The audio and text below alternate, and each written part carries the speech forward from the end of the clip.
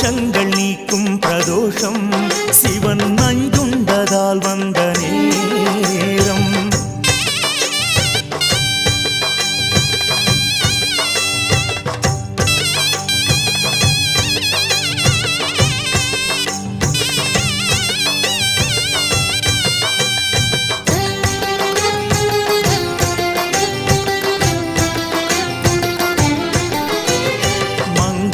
வாத்தியம் எங்கும் இசைக்க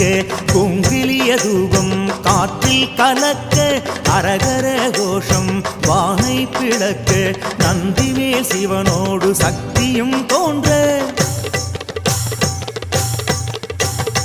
ஆனந்த நடமாடி ஆலயம் சுற்ற